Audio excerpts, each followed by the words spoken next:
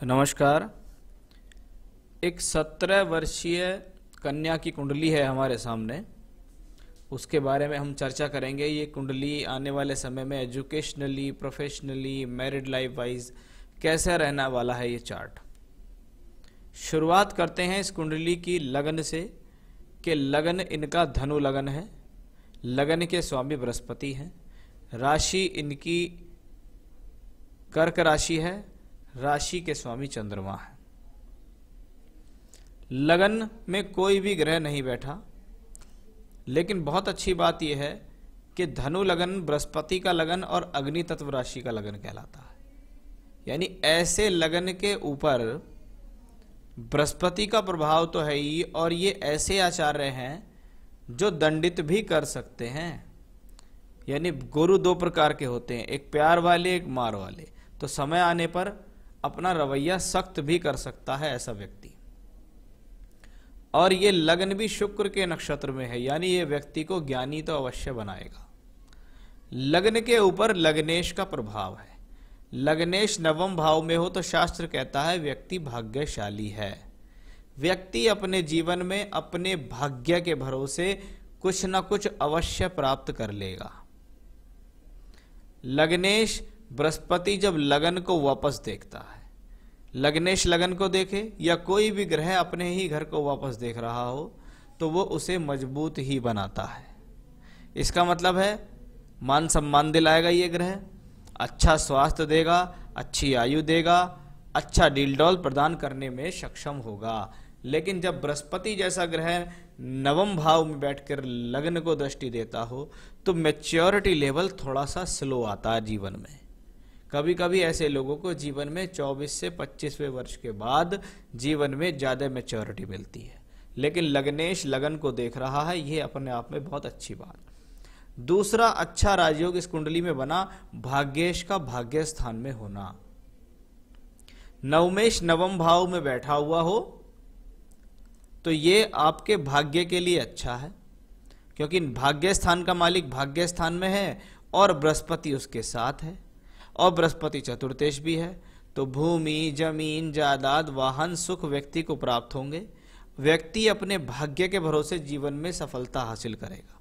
लेकिन इस सूर्य ने सबसे बड़ी समस्या एक डाली है, वो भी मैं आपको अभी बताता हूं। शुक्र के बारे में और बात करूं कि षष्ठेश और एकादशेश शुक्र भी यहां है। अब शुक्र, सूर्य और बृहस्पति मिलके बना रहे हैं भाग्य स्थान में राजयोग। यानी ये अपने आप में एक बहुत अच्छा राजयोग भी है, लक्ष्मी योग भी है, पैसा दिलाने का भी योग है। जीवन में कैसे भी पैसा आएगा, लेकिन पैसे की कमी नहीं होने देगा, ये कॉम्बिनेशन। अब सूर्य बैठा है 7 डिग्री का, 9 डिग्री का शुक्र है, 5 डिग्री का बृहस्पति है। अब 2 ग्रह जो राजयोग बना रहे हैं, लेकिन उनको सूर्य ने अस्त किया। ये इस कुंडली में समस्या है कि जब कोई ग्रह राजयोग या धनयोग बनाने वाले हों और उनको कोई ग्रह अस्त कर दे, इसका मतलब यह है कि वो राजयोग का फल तो आपको मिलेगा, लेकिन उन राजयोग के फल में वो कष्ट को बढ़ा देगा। यानी जहां ये राजयोग बहुत आराम से मिलना चाहिए, वो राजयोग अब कष्टों से मिलेगा, वो राजयोग अब बहुत अधिक मेहनत से मिलेगा। क्योंकि जब कोई ग्रह अस्त होता है तो उसके कारकत्वों में कमी आ जाती है। तो वो एक कॉम्बिनेशन यहां मुझे नजर आया। मंगल इस कुंडली में पंचमेश होके शनि की राशि में 3रे घर में बैठा है। आप अपनी शिक्षा प्राप्त करने के लिए जन्म स्थान से दूर जा सकते हैं, रोजाना की यात्रा कर सकते हैं या वहीं रहकर पढ़ाई कर सकते हैं। एक बात तो ये आई। दूसरी, क्योंकि यहां मंगल शनि की राशि में है, ये एक टेक्निकल एजुकेशन को दिखाता है। यानी आप history, geography, literature, English, Hindi ऐसे सब्जेक्ट नहीं पढ़ेंगे। आप पढ़ेंगे तकनीकी शिक्षा, चाहे वो गणित की शिक्षा हो या जैसा आपने लिखा है आर्किटेक्चर की डिग्री। मंगल वो चीज होती है जो हम किसी भी भूमि के ऊपर मकान बनाना शुरू करते हैं तो वो मंगल है, और जो भूमि होती है प्लेन लैंड वो शनि है। यानी शनि और मंगल अगर किसी हॉरोस्कोप में साथ देते हों तो ऐसा व्यक्ति जीवन में प्रॉपर्टी से संबंधित कार्यों में फायदा ले लेता है, आर्किटेक्ट बन जाता है, इंजीनियर बन जाता है। तो वो कॉम्बिनेशंस यहाँ मंगल बहुत अच्छी तरीके से दर्शा रहे हैं। मंगल द्वादशेष होके भी तीसरे घर में है, इसका मतलब टूर से, ट्रैवलिंग से या अन्य स्थानों पर बेचकर पढ़ाई करा के आपको फायदा मिलेगा। शनि इस कुंडली के अंदर दूसरे तीसरे घर का मालिक होके सप्तम भाव में बैठा है। अब धन भाव का मालिक दूसरे घर में बैठा हुआ हो और सप्तम भाव में बैठा हो, सप्तम भाव पति का स्थान है। ऐसे लोग शादी के बाद उनके पति का जो बैंक बैलेंस होता है वो कहीं ना कहीं पत्नी के हाथ में आ जाता है। यानी शादी के बाद पति उनको ऐसा मिलता है जो उनको ये बताता है कि मैं जीवन में क्या कुछ कर रहा हूं और क्या कुछ पैसे दे रहा हूं। यानी पत्नी को कहता है कि तुम हिसाब किताब रखो, मेरे बस की बात ये नहीं है। तो वो एक कॉम्बिनेशन अच्छा है। शनि जब सप्तम भाव में हो तो थोड़ा सा कभी कभी विवाह में विलंब भी करा देता है।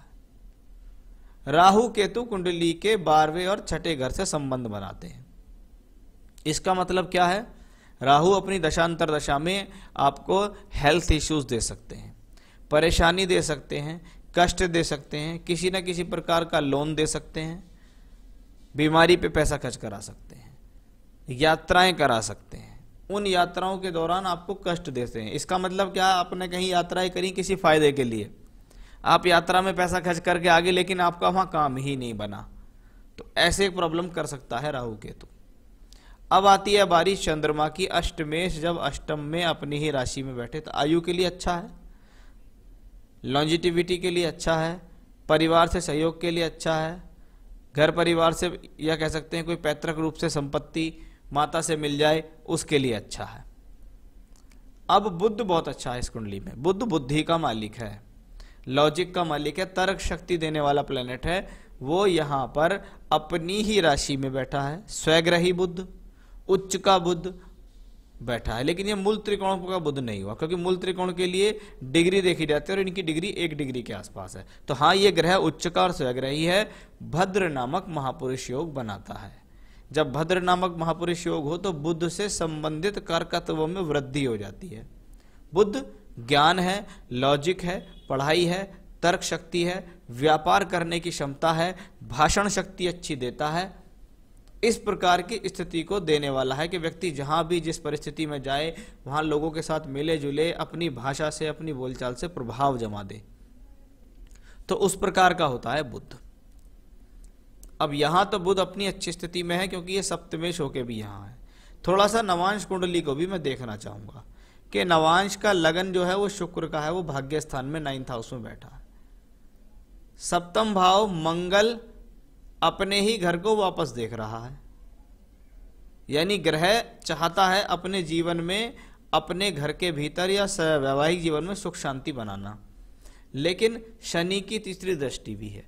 अब मंगल और शनि 2 ग्रह ऐसे हैं जो सप्तम भाव पे दृष्टि डालते हैं। ग्रह अपने घर को देख रहा है तो टूटने नहीं देगा, लेकिन स्वभाव में अशुभ है, तो कभी कभी ऐसे लोगों का जो वैवाहिक जीवन है वो सामाजिक रूप से बहुत बेहतर दिखाई देता है, लेकिन अंदरूनी रूप से उसमें कमी आती है। ऐसा ही अपनी कुंडली के अंदर योग लेकर पैदा हुए हैं। इसके लिए सिर्फ एकमात्र निवारण है, क्योंकि हॉरोस्कोप में कोई खराब कॉम्बिनेशन नहीं है, लेकिन इसका निवारण सिर्फ यही है कि आप जिनसे भी इनकी शादी करें कुंडली मिलान करें, गुण मिलान बिल्कुल भी ना करें। बाकी नवांश में ग्रहों की स्थितियां अपने आप में बहुत अच्छी हुई है। बुध की महादशा चल रही है। बुध कौन है? दशमेश है। कहां बैठे हैं? दशम भाव में। मंगल इस कुंडली में पंचमेश होके, ये पंचम भाव का मालिक है और दशम भाव को दृष्टि देता है। आने वाले समय में प्रोफेशनल क्वालिफिकेशन होगी, ऐसी क्वालिफिकेशन होगी जिसका इस्तेमाल आप अपने जीवन में आने वाले समय में अपने भविष्य को सुधारने के लिए करेंगे। आर्किटेक्ट से संबंधित अगर आप कराना चाहते हैं तो ये आपका बहुत अच्छा निर्णय होगा, क्योंकि बुध इन चीजों को दिखाता है। आप देखिएगा यहां मंगल दशम भाव को दृष्टि देते हैं, दशमांश में मंगल दशमेश होके बैठे हुए हैं, दशम के स्वयं मालिक हैं, और यहाँ शनि मंगल आमने सामने हैं। तो जब तक मंगल शनि के कॉम्बिनेशंस लगातार कुंडली के लगन में दशम भाव से संबंध नहीं बनाते, तब तक व्यक्ति जीवन में इंजीनियरिंग, आर्किटेक्ट, सिविल इंजीनियरिंग के कार्य नहीं कर सकता, और वो यहाँ दिखाई देते हैं। तो अपने आप में बहुत अच्छा कॉम्बिनेशन है। अभी आपको देखिएगा कि जून 2022 तक बुध में चंद्रमा की दशा चल रही है। चंद्रमा अष्टम में है, नवांश में चंद्रमा द्वादश भाव में बैठे हुए हैं, और दशमांश में भी चंद्रमा को देखें तो यहां द्वादश भाव के अंदर ही बैठे हुए हैं। इसका मतलब यह है कि जब चंद्रमा बार बार 12वें घर में और अष्टम से संबंध बना रहा हो, तो ऐसे व्यक्ति जीवन में इन दशाओं अंतरदशाओं के अंदर घर से कहीं ना कहीं किसी ना किसी प्रकार की दूरी ले लेते हैं। तो जून 22 तक ऐसा हो सकता है कि आप पढ़ाई के कारण कहीं दूसरे कॉलेज में चले जाएं, आपका डेली अप डाउन हो जाए बहुत ज़्यादा, या आप हॉस्टल में ही रहना शुरू कर दें। तो वो स्थिति यहाँ दिखाई दे रही हैं। कुछ सवाल है आपके, आपने कहा मैं मेरी बेटी के बारे में जानना चाहती हूँ, अभी वो 12th की एग्ज़ाम देने वाली है, उसके बाद वो हायर एजुकेशन में एडमिशन लेगी, तो उसको आर्किटेक्ट बनाना चाहती हूँ, क्या उसके नसीब में आर्किटेक्ट की डिग्री है? हाँ बिल्कुल है, 6-7 साल उसको स्टडी में लगेगा तो उसके आर्किटेक्चर में एडमिशन मिलेगा, या मुझे कोई और कोर्स करवाना पड़ेगा? नहीं जी, आपका निर्णय बिल्कुल करेक्ट है, आप इसको करवाइएगा, क्योंकि आने वाले समय में दूर स्थान से जुड़ना भी दिखाई दे रहा है। बेटी की जिंदगी में प्रोफेशनल लाइफ कैसी रहेगी? उसको अपने कर्म करने से पैसे मिलेंगे या दूसरे पर डिपेंडेंट रहना पड़ेगा? क्या वो प्रोफेशनली मजबूत हो पाएगी? यानी हॉरोस्कोप में देखना है, ये हॉरोस्कोप एक इंडिविजुअल हॉरोस्कोप है या नौकरी वाली हॉरोस्कोप है। दशाएं हमेशा बताती हैं कि ये इंडिविजुअल है या वैसे है। बुध की दशा जब तक चलेगी, बुध है जीवन में 2030 तक, इसमें पढ़ाई भी हो रही है, इसमें कर्म भी मिल रहा है, इसमें स्थान परिवर्तन भी हो रहा है, इसमें दूर स्थान से जुड़ के पढ़ाई भी हो रही है। यानी आने वाली जितनी भी दशाएं मुझे दिख रही हैं, कम से कम 10 साल तक, आज से लेके और 10 साल के उससे भी आगे तक, मुझे ये हॉरोस्कोप एक नौकरी वाली हॉरोस्कोप ज्यादा दिखाई देती है बनिस्पत व्यवसाय वाली। लेकिन हाँ, जो रहेगा अच्छा रहेगा। मेरी बेटी फ्यूचर में शादी करेगी या नहीं? बिल्कुल करेंगी शादी, क्यों नहीं करेंगी? शादी का योग भी इसमें अच्छा खासा दिखाई दे रहा था। और शायद वो शादी करे तो पति कैसा मिलेगा वो मैंने आपको बता दिया, कुंडली मिलान से ही पता लगेगा। उनके जीवन में पति के साथ कैसा रहेगा वो जरूर बताएं। उनका कैसा रहने वाला है वो मैंने बता दिया। बाकी उसका निवारण क्या है, उसका निवारण कुंडली मिलान है सिर्फ।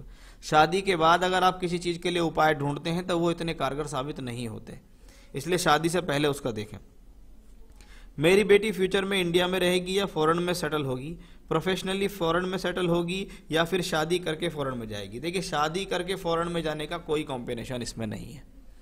दशाएं बुध की चल रही है, बुध की दशा अभी 2030 तक चल रही है। उसके बाद केतु है, और केतु को आप देखिएगा 12th हाउस में। यहां भी केतु चंद्रमा की राशि में, चंद्रमा 12वें घर में, दशमांश में केतु चंद्रमा की राशि में 12वें घर में। यानी कि 2030 के बाद जो केतु की 7 साल की दशा आएगी, और उसके बाद फिर शुक्र आ रही है। आने वाली दशाएं इनको विदेश में जाकर काम देने का बड़ा अच्छा योग बना रही है। यानी ऐसे लोग विदेश में जा भी सकते हैं और लंबे समय तक सेटल भी रह सकते हैं अपने ही बलबूते। क्या मेरी बेटी के भाग्य में राजयोग है, भद्र योग है? वो मैंने आपको बता दिया कौन कौन से राजयोग है और कौन कौन से धन योग हैं। क्या मेरी बेटी मोक्ष के द्वार जाएगी? ऐसा कुछ है तो जरूर बताएं। देखिए, मोक्ष के लिए बहुत सारी चीजें ऐसे देखी जाती हैं। मोक्ष के लिए अधिकतर देखा जाता है कि केतु 12वें घर में हो तो मोक्ष होता है, लेकिन ये बहुत ज्यादा जरूरी है कि किन राशियों में मोक्ष है। ये वृश्चिक राशि है, वृश्चिक राशि में मोक्ष कारक राशि नहीं कहलाती। तो ज्यादा इसमें जोर ना डालते हुए मैं कह सकता हूं कि हाँ, इसमें मोक्ष वाला कोई कॉम्बिनेशन है नहीं। बेटी के जीवन में फ्यूचर में कोई भयंकर रोग बीमारी हो तो बताइएगा, एक्सीडेंट योग हो तो बताइएगा। देखिए, जब जब इनके जीवन में राहु केतु से संबंधित दशांतर दशा आएंगी तो इनको कोई बीमारी, चोट या एक्सीडेंट मिल सकता है। जैसे अभी चल रही है इनको, ये बुध में राहु आएगी 8 जून 23 से 25/12/25 तक, ये होगी बुध में राहु की दशा। राहु 6th हाउस में, छठा घर रोग ऋण रिपु। उस दौरान चोट लग सकती है, कोई एक्सीडेंट हो सकता है, किसी प्रकार की बीमारी में आप पड़ सकते हैं, झगड़े झंझट में पड़ सकते हैं, गलत संगत में भी आ सकते हैं, तो उसका भी उनको उस दौरान विशेष ध्यान आपको रखना होगा, क्योंकि ज़्यादा जब दशाएं ऐसी चलती हैं तो पूजा पाठ तो मैं आपको बताऊंगा ही अभी कि इनके लिए क्या क्या करना है, और उसको ये लगातार करें तो बहुत अच्छा है। पर हाँ, मैंने आपको ये बता दिया है कि भाई कौन से ग्रह आपको ये प्रॉब्लम दे सकते हैं। मेरी बेटी की सिंगल मदर हूँ, मेरे साथ उसकी लाइफ टाइम कोई लेन देन रहेगी या अपने नसीब से उसकी लाइफ बनेगी? अपने नसीब से तो बनेगी, घर परिवार से भी उसको सपोर्ट मिलेगा, यानी माता जी से भी उनको सपोर्ट मिलेगा, और माता से उसके संबंध भी अच्छे रहेंगे। ये कोई खराब संबंध वाली हॉरोस्कोप नहीं है। प्रोफेशनल लाइफ में इसके अलावा अगर कोई दूसरी लाइन लेनी पड़े तो ज़रूर बताना। देखिए, मुझे तो इंजीनियरिंग के लाइन इसमें दिखाई देती है, चाहे सिविल इंजीनियरिंग करा लो, आर्किटेक्ट वाली करा लो, ऐसी ही कुछ जो भी इंजीनियरिंग आप कराना चाहते हैं उसमें आपको सफलता मिलेगी। इंजीनियर्स की ये हॉरोस्कोप है। बेटी के जीवन में डाइवोर्स का योग है क्या? देखिए, तलाक हमेशा दो व्यक्तियों के बीच होता है, पति और पत्नी के बीच। इनकी कुंडली में अभी तक ऐसा कोई कॉम्बिनेशन नजर नहीं आया। बाकी पति की कुंडली अवश्य चेक कराएं। आयुष्य कितनी होगी? देखिए, आयुष्य के हिसाब से देखें तो इनके ग्रह, इनका चंद्रमा, इनका तृतीय भाव, तृतीय, जिस तरीके से हम ज्योतिष शास्त्र में देखते हैं तो 70 प्लस ही मुझे अभी तक इसमें दिखाई दिया है। तो ये तो आपके हॉरोस्कोप का एनालिसिस, सवालों के जवाब, कहाँ किस क्षेत्र में क्या कैसा हो रहा है, कौन सा ग्रह कहाँ बैठकर कैसे रिजल्ट दे रहा है, उसके बारे में मैंने आपको यहाँ बताया है। अब बात करता हूं मैं कुछ ऐसी रेमेडीज की जिसका इनमें फायदा मिले। देखिए, लगन का रतन पहनना हमेशा से बेहतर है। वो क्यों है? बृहस्पति एक तो अस्त है, दूसरा लग्नेश भी है और लगन को वापस भी देखता है, यानी इनके लिए जो रतन बनता है वो है पुखराज। तो पुखराज रतन इनको पहनाइएगा। 5.25 रत्ती तक का श्रीलंकन पुखराज पहनाइए, मतलब 5 से 6 रत्ती के बीच का होना चाहिए वो। तो श्रीलंकन पुखराज इन्हें अवश्य पहनाइएगा। आप चाहें तो मुझसे संपर्क करके प्राप्त कर सकते हैं। तो एक तो श्रीलंकन पुखराज इनको पहनाना है। इनको बोले भगवान सूर्य देव की आराधना करें रोजाना, यानी सूर्य देव को जल दें। दूसरा, भगवान शिव से संबंधित स्तोत्र पाठ जो है वो है रुद्राष्टकम। रुद्राष्टकम का पाठ ये रोजाना करें, और एक बार करें हनुमान चालीसा, यानी एक बार हनुमान चालीसा और एक बार रुद्राष्टकम। ये 2 पाठ तो इनको करने हैं रोजाना। सूर्य देव को जल कर देना है और पुखराज इनको पहन लेना है। ये लंबे समय तक पूजा करनी है, जिनसा इनसे अवश्य लाभ मिलने वाला है। तो ये था आपके हॉरोस्कोप का एनालिसिस। सवालों के जवाब और उपाय आप कीजिएगा, आपको निश्चित फायदा मिलेगा। भविष्य इनका उज्जवल और सुनहरा है, इसमें कोई भी संदेह नहीं है। नमस्कार।